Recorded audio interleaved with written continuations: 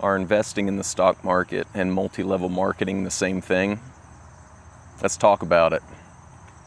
What do those two things have in common, first off?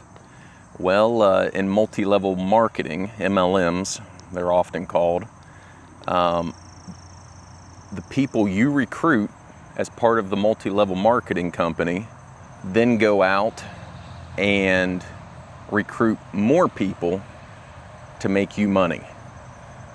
Whereas in investing, when you invest in the market, it works kind of the same way. The money that you put into the market goes out into the world, invested in companies, and that money makes you more money.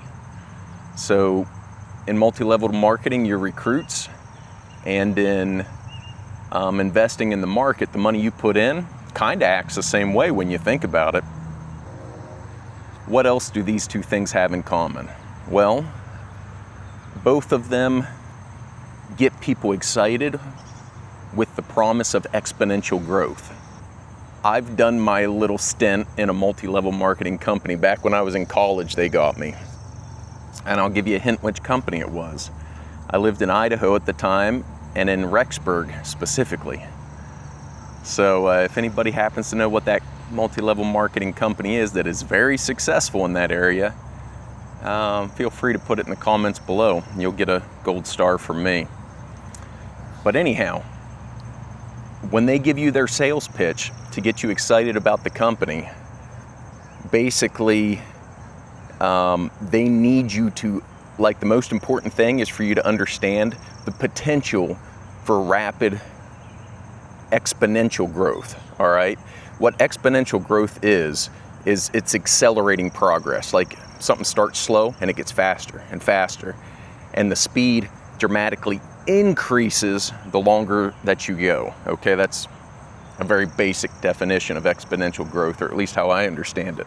So they'll sit you down in these multi-level marketing pitches, I guess you would call them, and they'll say, all you got to do is get, you got to get 5 people under you. You got to get 10 people under you, and they're going to get 10 people under them, and they're going to get 10 people under them. Before you know it, you're going to be making $15,000 a month, $20,000 a month, $100,000 a month before you know it, doing nothing because you got all these people under you making money.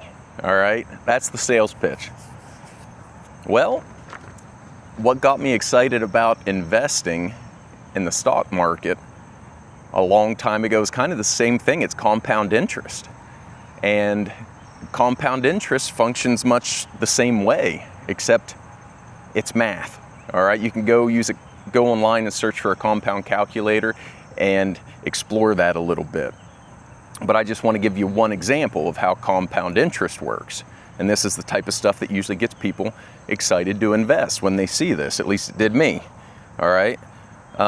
So I put into a compound interest calculator someone from age 20 to age 67. They invested $100 a month, not a whole lot of money, and that money grew at an average of 10% per year over those years, from ages 20 to age 67. Any guesses of how much they would have at the end? It's $1,282,000, roughly. That's close. But here's the interesting part about exponential growth. The very first year and the very last year of that, when they were 20 years old and when they turned 67, both years they contributed the same amount, $1,200. All right, so the contribution didn't change in either year. But the growth in the first year on their money was $57, 57. The growth on their money the last year was $121,448. That's what exponential growth is. The more money you have, the faster it grows, or at least it seems that way. It's still only growing at 10% average per year. But at that point, you're making more in 1 year off of your investment sitting in the market than what most people make at a full-time job, which is pretty amazing. Now, so those are the two sales pitches to get people excited about a multi-level marketing or investing in the stock market. So those are some similarities between the two. Now let's talk about what's different between them. Well, if your goal is to build wealth, I guess the main difference between the two would be that compound growth on investments actually works. Versus, there might be some people mad at me in the comments, the ones that are in multi-level marketing, and I'm not saying that no one's successful, okay? There are people who make a career in multi-level marketing. I know that they're out there, but let me read you this little statistic I pulled off of Google. So according to the great Google, joining an MLM to build wealth works less than 1% of the time. Less than 1% of the time. And the vast, vast majority of the time, people who try multi-level marketing, they've been sold on this dream of making really good money, quite passive money long term. They don't mention that your job is to be a recruiter for the rest of your career. They don't mention that. But the vast, vast majority of people who ever enter into a multi-level marketing business lose money. They make nothing. They lose money because a lot of the times they have to have some sort of an agreement where they're buying the products from the company. The one that I was in, I lost money because every month I was expected to spend a certain amount of money on products at that company to maintain my, elite membership or something. I don't know, it was a long time ago.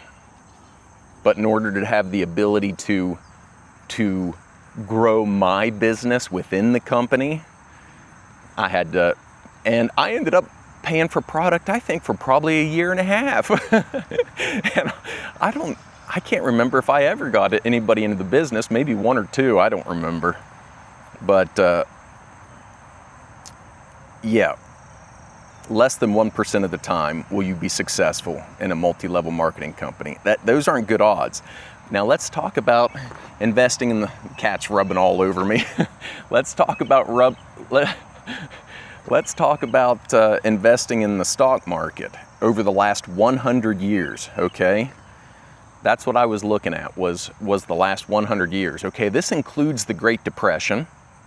This includes World War II. This includes some really hard times in the stock market. I mean, the Great Depression was probably the worst time that I'm aware of in the stock market for the longest amount of time, okay? If you were to hold the total stock market over the last 100 years, all right, and there's funds now that you can invest in that basically hold the entire stock market, all right? So this isn't some mythical thing. You can hold the whole stock market. In the past 100 years, the worst 30-year return was about 6.5% annualized, okay? And over those 30 years of 6.5% annualized, your cumulative return would be 550%, roughly. 550% over the worst 30 years in the past 100 years, the worst 30-year stretch. Over the worst 30 years, you would have made a cumulative 550%. All right? Now let's talk about the worst 40 years, all right? Because remember, the example I gave was somebody investing from ages 20 to age 67, which is, how many years is that? That's 47 years, all right? So the longer you hold those investments, the more likely you are to be successful, okay? So the worst 40 years in the past 100 years, the worst 40-year stretch was 8.9% annualized. That's a cumulative return of over 2,800% on your money, all right? The absolute worst 40 years in the past 100. Even under the worst market conditions of the past 100 years, long-term investors still accumulated a lot of wealth.